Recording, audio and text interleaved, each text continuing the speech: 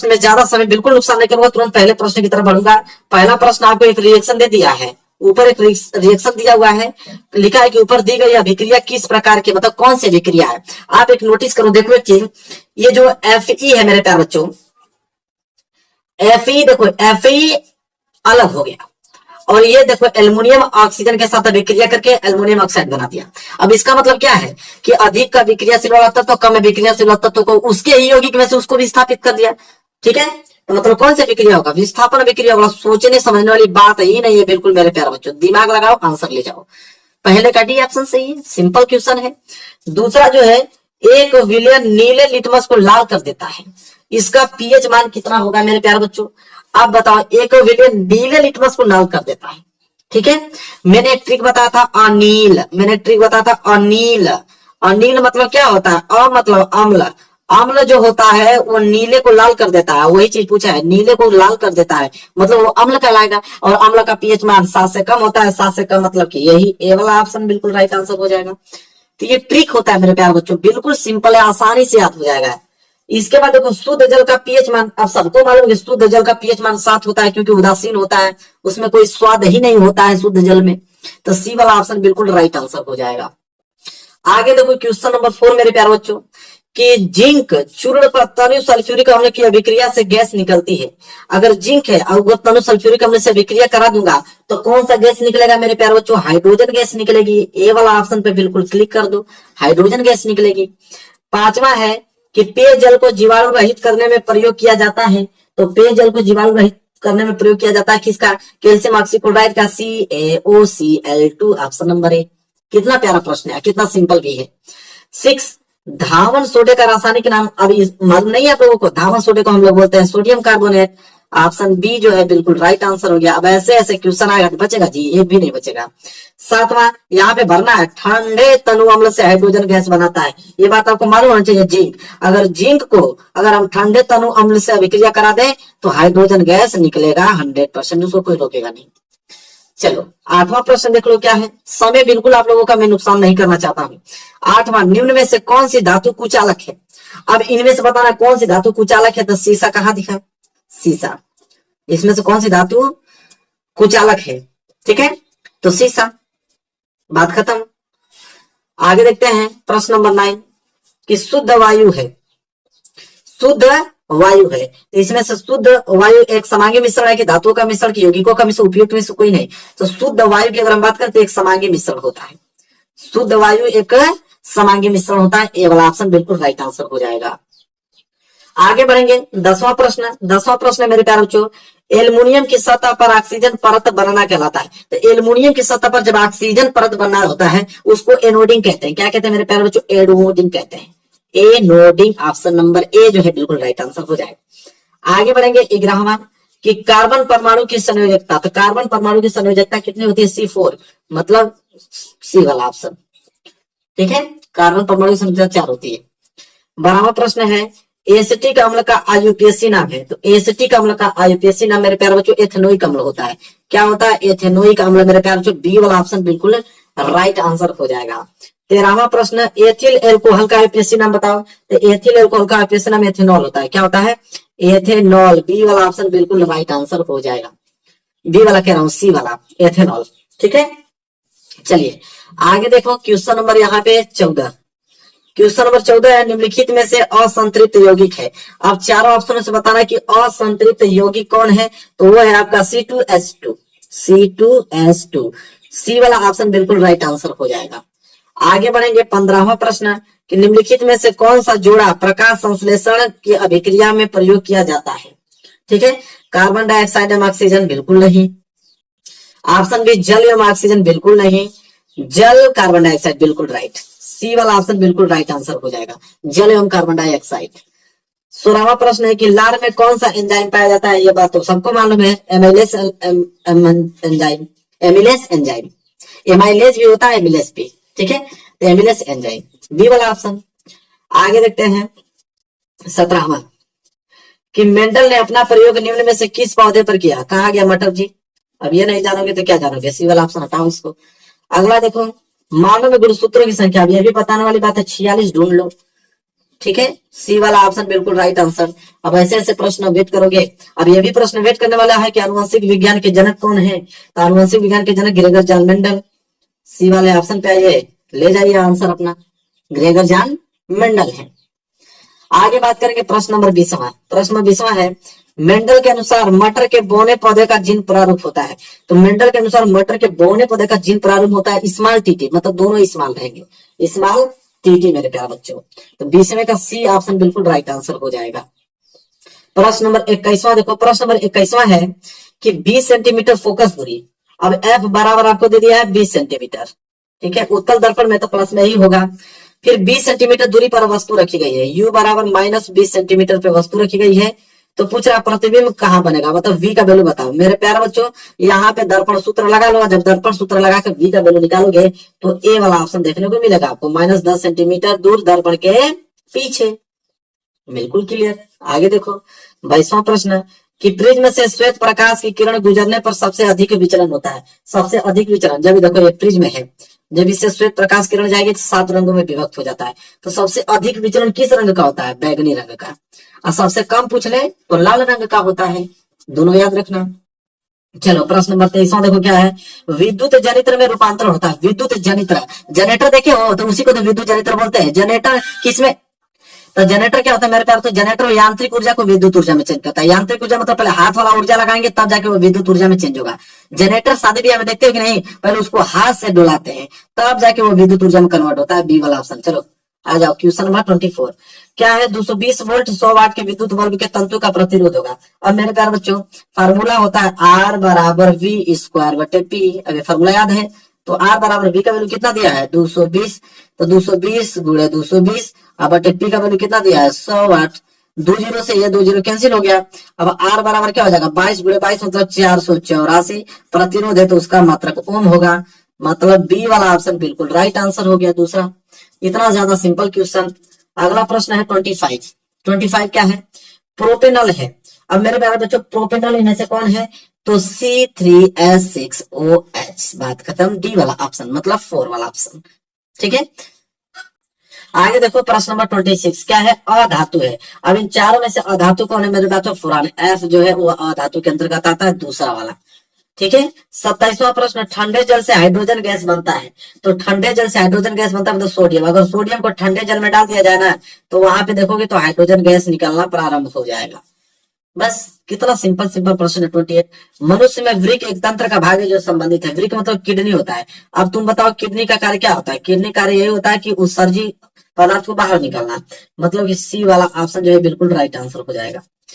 आगे देखिए प्रश्न नंबर 29 क्या है, स्वपोषी पोषण के लिए आवश्यक है। अब स्वपोषी पोषण के लिए कार्बन डाइऑक्साइड तथा जल, ये तो होगा ही होगा, क्लोरोफिल भी चाहिए, सूर्य का प्रकाश भी चाहिए, मतलब उपयुक्त सभी।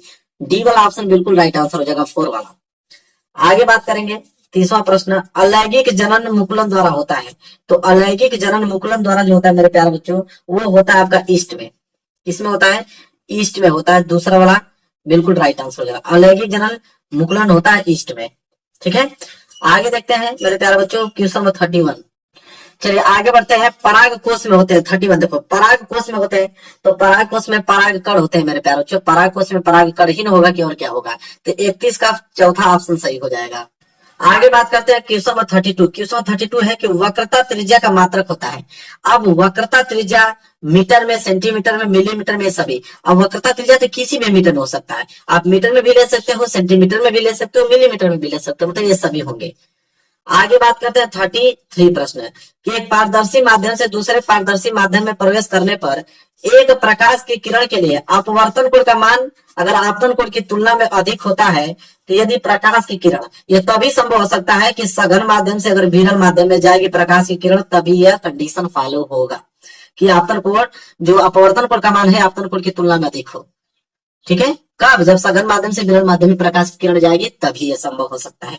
34 प्रश्न देखो मेरे प्यारे बच्चों कि प्रतिरोध आर के किसी तार के टुकड़े को 4 बराबर भागों में काटा जाता है। इन टुकड़ों को फिर समांतर क्रम में संयोजित कर देते हैं। यदि तुल्य प्रतिरोध आर डैश हो तो आर डैश बटे आर का अनुपात का मान क्या होगा, बहुत इंपॉर्टेंट, 1/16 कर देना मेरे प्यारों पे, 1/, आप क्या कर देना, 16 कर देना। अगर यही अनुपात देखो R-/R दिया है तो इसका आंसर होगा 1/16। कभी कभी क्या करता है एग्जामिनर कि यहाँ पे R को ऊपर कर देता है, R' को नीचे कर देता है, तो उस समय आंसर हो जाएगा सिर्फ 16। बस इतना ही ध्यान आपको रखना है बस, और कुछ नहीं करना है, ठीक है। चलो आगे बात करते हैं 35। विद्युत धारा का मापन किया जाता है, तो विद्युत धारा को किसमें मापा जाता है, अमीटर से नापा जाता है, और किससे नापा जाएगा, दूसरा वाला राइट आंसर हो जाएगा। आगे देखेंगे 36 क्वेश्चन मेरे प्यारे बच्चों, धावन सोडा का रासायनिक सूत्र है। अब धावन सोडा का रासायनिक सूत्र क्या होता है, Na2CO3 10H2O, Na2CO3 10H2O, तीसरा वाला ऑप्शन बिल्कुल राइट आंसर हो जाएगा। 37, एक विलयन नीले लिटमस को लाल कर देता है, ठीक है, इसका पीएच मान, अभी मैंने बताया अनिल वाला ट्रिक याद है ना, तो 6 होगा, ठीक है।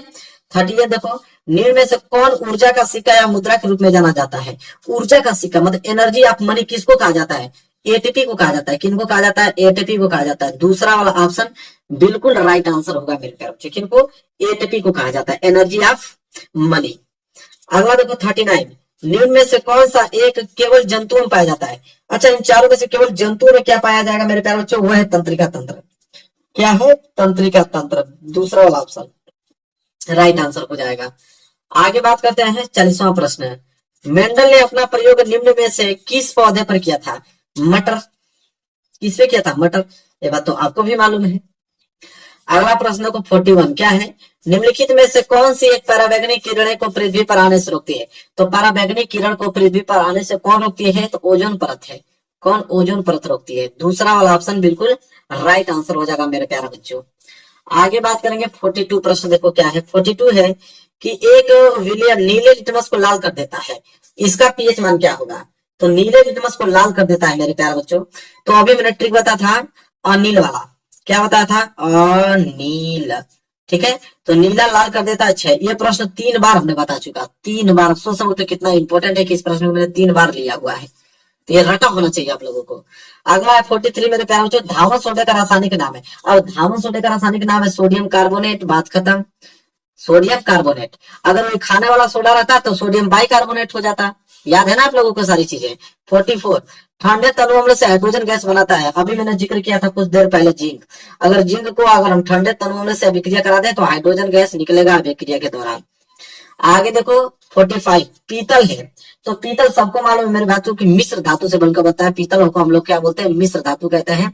चौथा वाला ऑप्शन बिल्कुल क्या होगा, इसका राइट आंसर होगा। 46 प्रश्न देखिए क्या है, कार्बन परमाणु की संयोजकता है, ठीक है, तो कार्बन परमाणु की संयोजकता C4 होता है, सबको मालूम है कितना, 4 होता है, तीसरा वाला ऑप्शन बिल्कुल राइट आंसर हो जाएगा। 47, प्रकाश संश्लेषण क्रिया में ऑक्सीजन गैस निकलती है, तो प्रकाश संश्लेषण क्रिया में जो ऑक्सीजन गैस निकलती है वो जल से निकलती है, किससे, जल के माध्यम से निकलती है, दूसरा वाला ऑप्शन बिल्कुल राइट आंसर हो जाएगा मेरे प्यारे बच्चों। किसका, 47 का। ये सारे प्रश्न आपके दिमाग में बिल्कुल छपे होने चाहिए। आगे बढ़ेंगे 48, देखो क्या है, 48 है, स्वपोषी पोषण के लिए आवश्यक है उपयुक्त सभी, प्रश्न भी हमने कराया है कि कार्बन डाइऑक्साइड, जल, क्लोरोफिल और सूर्य का प्रकाश भी, मतलब तीनों लोग मिलकर ही यहाँ पे स्वपोषी पोषण का भोजन बनाते हैं, ठीक है। आगे देखें 49, यकृत स्रावित करता है, तो यकृत क्या स्रावित करता है, पीतरस, ये तो मालूम होना चाहिए आपको, पीतरस स्रावित करता है यकृत। इसके बाद देखो 50वां प्रश्न, पादप में जाइलम उत्तरदायी है, जाइलम मतलब जल का वहन करने में। एक पूछता है फ्लोएम, क्या पूछता है, फ्लोएम, अगर फ्लोएम पूछ दे तो भोजन का संवहन हो जाएगा, तो दोनों याद रखना, फ्लोएम पूछे तो भोजन का संवहन, जाइलम पूछे तो जल का वहन, बात खत्म। 51 प्रश्न देखो क्या है, 51 प्रश्न है, केवल जल में घुलनशील होता है, तो केवल जल में घुलनशील क्या होता है मेरे प्यारे बच्चों, विटामिन बी और सी, यह जल में घुलनशील होता है। एक पूछता है वसा में, तो वसा में याद कर लेना कीड़ा, कीड़ा एक ट्रिक होता है, कीड़ा, के, vitamin E, vitamin D, vitamin A, ये चारों जो है वसा में घुलनशील होता है। अब बी सी जो होता है वो जल में घुलनशील होता है, तो केवल जल में घुलनशील, तो बी दिया है, बी तो कहीं नहीं, सी दिया है, बिल्कुल सी दिया है, चौथा वाला ऑप्शन बिल्कुल राइट आंसर हो जाएगा। आगे देखो 52वां प्रश्न, पराग कोष में होते हैं, अभी मैंने जिक्र किया था कुछ देर पहले कि पराग कोष में पराग कण ही होंगे, पराग कोष में पराग के कण ही तो होंगे, और क्या होगा, ये प्रश्न अच्छा आ गया। 53, डीएनए पाया जाता है, मतलब डीएनए कहाँ पाया जाता है, इतनी जानकारी तो आपको भी होगी कि डीएनए कहाँ पाया जाता है, केंद्रक में पाया जाता है, कहाँ, सेंटर में, केंद्रक में जो पाया जाता है वो डीएनए पाया जाता है, तो 53 का मेरे प्यारे बच्चों चौथा वाला ऑप्शन बिल्कुल राइट आंसर हो जाएगा। आगे देखो 54 प्रश्न क्या है। 54 है मुकुलन पाया जाता है। मुकुलन किसमें पाया जाता है मेरे प्यारे बच्चों? हाइड्रा में। इसमें हाइड्रा में मुकुलन पाया जाता है। दूसरा वाला ऑप्शन बिल्कुल राइट आंसर हो जाएगा। 55 मेंडल के अनुसार मटर के शुद्ध लंबे पौधे का जीन प्रारूप है। तो शुद्ध लंबे पौधे कैपिटल टीटी। अगर वही बौने पौधे पूछ देता तो स्मॉल टीटी हो जाता, तीसरा वाला ऑप्शन। तो बौने पूछे तो स्मॉल टीटी और शुद्ध लंबे पूछे तो कैपिटल टीटी। दोनों प्रश्न आपको याद होना चाहिए। प्रश्न नंबर 56 मानव में गुणसूत्रों की संख्या होती है 23 जोड़ी होती है। कितना होता है? 2 जोड़ी। तो 23 दूनी के 46, बात खत्म। एक जोड़ी में 23, 2 जोड़ी पाया जाता है तो 46 होगा। तो मानव गुणसूत्रों की संख्या 46। आगे देखिए अगला प्रश्न क्या है मेरे प्यारे बच्चों? अगला प्रश्न है 57 प्रश्न क्या है कि समतल दर्पण की फोकस दूरी होती है। अब देखो समतल दर्पण की फोकस दूरी मेरे प्यारे बच्चों अनंत होती है। समतल दर्पण जिसमें हम लोग चेहरा देखते हैं उसकी फोकस दूरी कितनी दूर तक होती है? अनंत तक होती है। तुम दिमाग में नोट कर लेना। 58 प्रश्न देखो समतल दर्पण द्वारा निर्मित प्रतिबिंब का आवर्धन। अगर समतल दर्पण का आवर्धन पूछे तो 1 होता है। क्या होता है? 1 होता है मेरे प्यारे बच्चों, क्योंकि वस्तु की दूरी और प्रतिबिंब की दूरी दोनों क्या होती है? बराबर होती है। ठीक है, आगे देखते हैं अगला प्रश्न मेरे प्यारे बच्चों 59। अगला प्रश्न क्या है 59 कि एक अवतल दर्पण, देखो 59 क्या है? एक अवतल दर्पण की वक्रता त्रिज्या 30 सेंटीमीटर है, उसकी फोकस। अब आर बराबर आपको वक्रता त्रिज्या 30 सेंटीमीटर दे दिया। आपसे पूछ रहा है फोकस दूरी एफ, तो एफ बराबर आर बटे क्या होता है? 2। तो आर का वैल्यू है 30, तो 30 बटे 2 कटा दोगे तो 15 दूनी के 30, 15 बार में कट जाएगा, मतलब 15 सेंटीमीटर का मतलब दूसरा वाला ऑप्शन बिल्कुल राइट आंसर हो जाएगा। आगे देखो 60वां प्रश्न, निम्न में दिए गए माध्यमों में प्रकाश की चाल न्यूनतम होती है। हीरा में, जल में, कांच में, किरोसिन में। किसमें प्रकाश की चाल न्यूनतम मतलब कम होती है? जिसका अपवर्तनांक ज्यादा होगा उसमें प्रकाश की चाल कम होगी। तो अपवर्तनांक हीरा का ज्यादा होता है तो इसलिए प्रकाश की चाल इसमें कम होगा। तो पहला वाला ऑप्शन बिल्कुल राइट आंसर हो जाएगा। चलो अगला प्रश्न देखो 61, सामान्य स्वस्थ आंख के लिए दूर बिंदु होता है। तो सामान्य स्वस्थ आंख के लिए, अगर आपकी आंखें, अच्छा ये बताओ, आपकी आंखें बिल्कुल स्वस्थ हैं तो आप कितना दूर तक देख सकते हो? अनंत दूरी तक देख सकते हो कि नहीं? चंद्रमा को देख लेते हो, सूर्य को देख लेते हो, ठीक है, तो अनंत दूरी तक। अगला प्रश्न देखो 62, प्रश्न नंबर 62 क्या है कि दूरदृष्टि दोष के कारण प्रतिबिंब बनता है। अगर आपकी आंखों में दूरदृष्टि दोष है तो प्रतिबिंब कहां बनेगा मेरे प्यारे बच्चों? तो प्रतिबिंब बनता है आप लोगों का कहां पे? तो रेटिना के पीछे। कहां पे? रेटिना के पीछे। अगर यही प्रश्न दे देता कि निकट दृष्टि दोष के कारण प्रतिबिंब बनता है तो रेटिना के आगे बनता है, लेकिन दूरदृष्टि पूछा है तो रेटिना के पीछे बनेगा। ये दोनों प्रश्न आपके दिमाग में छपे होना चाहिए। 63, प्रकाश का प्रकीर्णन सबसे कम होता है। तो प्रकाश का प्रकीर्णन की अगर हम बात करें तो लाल रंग का, लाल रंग के लिए प्रकाश का प्रकीर्णन सबसे कम होता है मेरे प्यारे बच्चों। 63 का ए वाला जो है बिल्कुल राइट आंसर हो जाएगा। चलिए आगे बढ़ते हैं 64, विद्युत आवेश का मात्रक। तो विद्युत आवेश का मात्रक कूलाम होता है। ये बात आप लोगों को भी जानकारी होगी कि विद्युत आवेश का मात्रक क्या होता है? कूलाम होता है। 64 का दूसरा वाला ऑप्शन बिल्कुल राइट आंसर हो जाएगा। आगे बढ़ेंगे 65 क्वेश्चन देखो कि किसी चालक में 2 एम्पियर की धारा प्रवाहित हो रही है। 2 सेकेंड में चालक से गुजरने वाले आवेश की मात्रा है। मेरे प्यारे बच्चों यहाँ पे 2 एम्पियर पूछा है, तो 2 एम्पियर मतलब आई, धारा दिया है 2 एम्पियर और टी मतलब समय दिया है आपके पास 2 सेकेंड। आपसे पूछा है कि चालक से बहने वाले आवेश की मात्रा क्यू। तो क्यू बराबर फार्मूला होता है आई इंटू टी। तो क्यू बराबर आई का वैल्यू दिया है 2 एम्पियर और समय दिया है 2 सेकेंड। तो क्यू बराबर 2 दूनी के 4 और क्यू मतलब आवेश, आवेश का मतलब गुलाम होता है, तो 4 गुलाम, बात खत्म। पहला वाला ऑप्शन बिल्कुल राइट आंसर हो जाएगा। 65 का question number first, option number first सही होगा। 66 देखो, विद्युत धारा का मापन किया जाता है। तो विद्युत धारा का मापन अमीटर से किया जाता है। बात आपको खूब आप लोगों को अच्छे तरीके से मालूम होगा कि विद्युत धारा का मापन किया जाता है अमीटर से। वही अगर हम बात करेंगे 67 प्रश्न है, तो एक गोलीय दर्पण की वक्रता त्रिज्या 30 सेंटीमीटर, इसकी फोकस दूरी। तो एफ बराबर आर बटे 2, आर मतलब 30, उसका आधा कर दो हो जाएगा 15, मतलब 15 सेंटीमीटर। दूसरा वाला ऑप्शन बिल्कुल राइट आंसर हो गया। चलो आगे बात करते हैं 68, क्या है? रासायनिक समीकरण आपको दिया हुआ है कि BaCl2 जलीय विलयन, H2SO4 जलीय विलयन, दोनों विक्रिया करके BaSO4 ठोस बना रहे हैं और 2HCl जलीय बना रहे हैं। अब कह रहा है कि कौन सा अभिक्रिया है, योगात्मक अभिक्रिया, निराकरण अभिक्रिया, अवक्षेपण अभिक्रिया, इनमें से कोई नहीं। ठीक है, देखो ये जो मिलता है इसे अभिकर्मक बोलते हैं। क्या बोलते हैं? अभिकर्मक। अभिकर्मक मिलकर उत्पाद प्रोडक्ट बनाते हैं। ये बात अपने दिमाग में छाप लेना है। अगर उत्पाद में कोई चीज अगर ठोस के रूप में प्राप्त हो रही है, उत्पाद में अगर कोई चीज ठोस के रूप में प्राप्त हो रही है, मतलब अवक्षेपण अभिक्रिया पे आंख बंद करके लगा देना कि अवक्षेपण ये अभिक्रिया होगा, एकदम आंख बंद करके। तीसरा वाला ऑप्शन बिल्कुल राइट आंसर होगा। चलिए अगला प्रश्न देखिए 69, बहुत इंपॉर्टेंट है कि 5 ओम प्रतिरोध तार को बराबर टुकड़ों में काटने पर प्रत्येक टुकड़ों का जो प्रतिरोध होगा वो कितना होगा मेरे प्यारे बच्चों। अब यह बात, ये इंपॉर्टेंट क्वेश्चन है कि 5 ओम प्रतिरोध के तार व टुकड़ों को अगर बराबर टुकड़ों में काटने पर प्रत्येक टुकड़े का प्रतिरोध जो होगा मेरे प्यारे बच्चों वो 1 ओम होगा। कितना होगा? 1 ओम होगा। इसको एकदम रट लो, यह बहुत ही ज्यादा IMP, वेरी वेरी IMP प्रश्न है। चलो लास्ट प्रश्न है कि मानव गुणसूत्रों की संख्या है, तो मानव गुणसूत्रों की संख्या 46, कितनी बार बताएं हमको तो यही नहीं समझ में आ रहा है, इतना ज्यादा इंपॉर्टेंट है। अब इंपॉर्टेंट है तो याद भी अब हो गया होगा। अगर 70 हमने बताया, 70 ऑब्जेक्टिव क्वेश्चन अगर आपको रटा है तो कोई दुनिया की ताकत आपको 20 में 20 लाने से साइंस के पेपर में यहाँ 29 फरवरी को रोक नहीं सकता है, इस बात की मेरी गारंटी है। ठीक है, वीडियो को लाइक कर देना मेरे प्यारे बच्चों, चैनल पर तो चैनल को जरूर सब्सक्राइब कर लेना और मिलेंगे आपसे नेक्स्ट वीडियो में, तब तक के लिए धन्यवाद।